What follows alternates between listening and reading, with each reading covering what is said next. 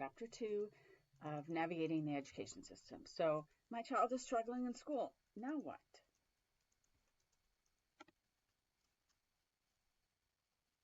Tier 1 behavioral supports.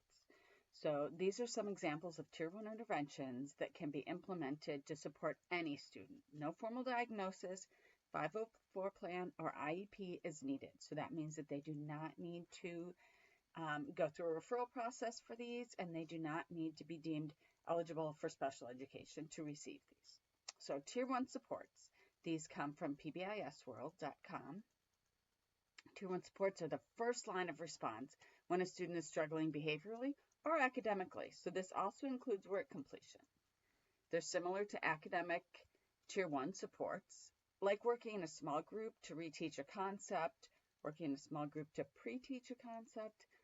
Most teachers already use some of these strategies in their classroom. So even if they don't label them as Tier 1 interventions, they're using them. So you may recognize some of these from your child talking about their classrooms or the teachers talking about it. More about Tier 1 supports, who gets them. So they're part of the MTSS, which is the multi-tiered system of supports. They're based on a core curriculum. These are universal interventions given to students in all settings. They're aligned also to school-wide expectations. They're used consistently by 90% or more of the staff, and they're created with student and family input. They're proactive, they're ongoing support, and the progress is monitored. So Tier 1 behavior support examples. So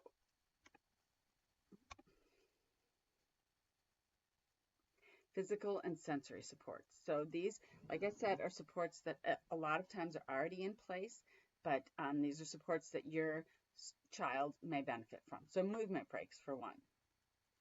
So this is for students where quieting their body is a challenge. It could be just a quick walk around the school or a designated break that can help them regulate their bodies. Flexible seating, so this can be the option to stand or pace in the back of the room, sit on a wobbly stool, utilize a standing table or desk, or sit on a rug. Flexible seating options need to be modeled by the teacher, though, and utilized safely and appropriately by students. And then access to fidgets. So there are lots of quiet, inconspicuous fidgets that can be used, or doodling, that can help some students maintain focus. The key is whether the student can engage and respond when needed. That shows that they're still engaging in learning. Emotional and social regulation. So one of these is zones of regulation. If you have an elementary or really primary, early elementary child, they may talk about these a little bit. So this is especially effective in younger grades, can be built into the morning routine. So students place their name or on a magnet in a zone. So blue is kind of sad, green is happy, yellow is a little silly, a little off, red is mad. Each morning they go in and they move their magnet to the correct zone that they're feeling, and this kind of gives the teachers a good gauge of each student's morning. So they can look at the board and say, okay, this student, is a little sad this morning, or this one's mad, but these are all happy. So, and then they can respond accordingly. Logical consequences are the next one. So natural consequences help connect actions to outcomes. So like if a student vandalizes a bathroom, they help clean it up. Logical consequences. Reflection sheet. So typically a reflection sheet is filled out by a student after an incident. The page focuses on what happened, and the student reflects in writing about what they would do differently if faced with a similar scenario. Typically, they have a little one-on-one with a teacher or some type of adult from the school going through the reflection sheet. If they're younger, then the teacher may help them fill it out as well. Redirections. These can be verbal or written on a post-it note. They're given to the then given to the student. So a nonverbal sign can also be decided upon between the teacher and a student. So for example, a teacher puts a hand on the student's shoulder, or that might kind of redirect them to stop talking.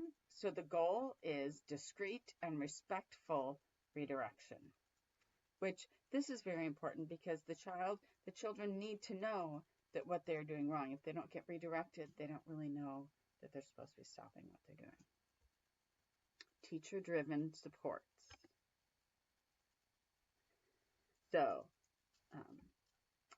specific verbal praise. So verbal praise should name specifically what the student did to receive the praise. So instead of saying, great job, it might be saying, Johnny, thank you for putting your binder away quietly. Breaking down directions. So this can be in the form of step-by-step instructions or a checklist on the board, but should definitely be present during independent work time. Visual schedules. It's pretty common practice for classrooms to have the visual schedule for the day hung up somewhere. A visual schedule with a list of tasks or directions for each subject are helpful as well, especially during independent work time.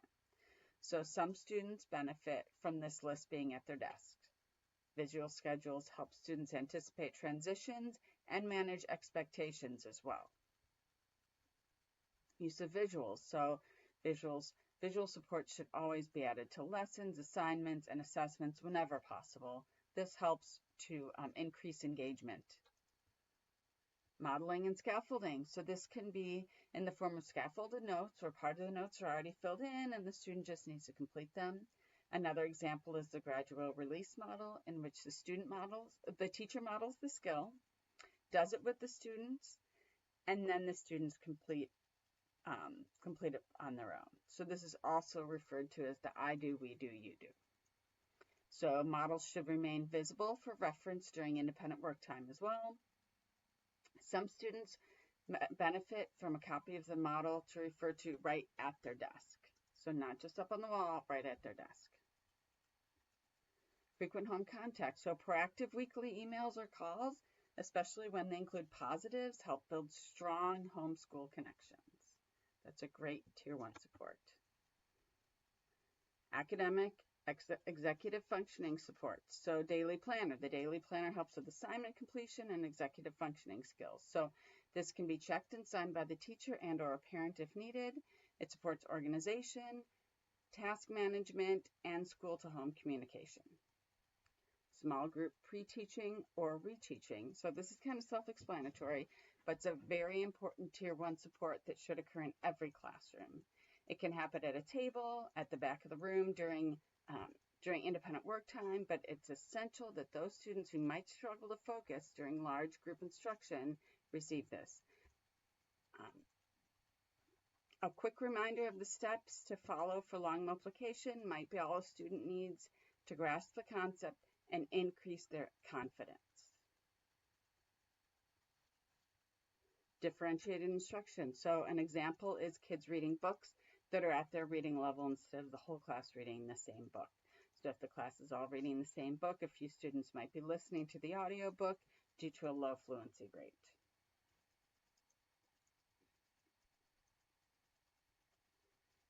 Offer choices. So offering voice and choice in assignments is a great way to engage students in learning. So this can be anything from choosing a topic to study or completing a diorama with explanation instead of a paper.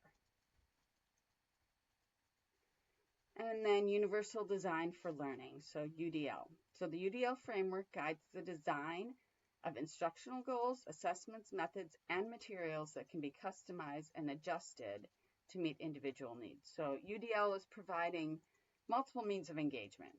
So that's the why of learning, to spark interest and motivation to learn the content. The representation, the what of learning, to present content in various formats. And action expression, the how of learning, to offer multiple ways to show knowledge. So UDL gives students multiple paths to access, understand, and demonstrate learning.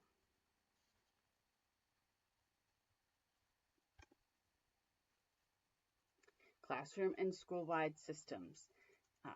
Procedures directly taught. So this is important and should happen at the beginning of each year. The procedures in the classroom should be explicitly taught. Many students will pick up on them from watching the rest of the class, but it's important that the procedures and rules are taught and practiced for all students to form these habits. And remember that some students, it will take a little longer for them to form these habits than others. Class-wide incentive programs. So this should always be something that the class earns as a whole and not something that's taken away. So this can be done in many different ways, but I've seen it transformative classroom behavior with class versus teacher. So set some norms as a class and choose what the class will earn. When these norms are followed, the class gets a point. When the teacher needs to redirect, the teacher gets a point. If the class has more points at the end, the class earns the incentive, or the points are carried over for a larger incentive. So the class works together to earn the incentive, and everyone earns it. No one's excluded. School-wide positive behavior incentive programs. So typically the school has a school-wide fun event during the school day. Examples are game time, teacher versus student basketball game, choosing from a variety of fun activities. Students earn this by not getting behavioral referrals. Another option is school-wide stamp cards. The cards are stamped for following the school procedures, and they can be turned in for prizes. So a few kind of closing final thoughts on Tier 1 supports. They are the foundation of a positive and inclusive school environment. So they don't require formal diagnosis and are most effective when used consistently and proactively across all settings. They also help prevent the need for more intensive supports by addressing challenges early and equitably. So these are all these Tier 1 supports that are listed and that I just talked about should all be accessible to your child.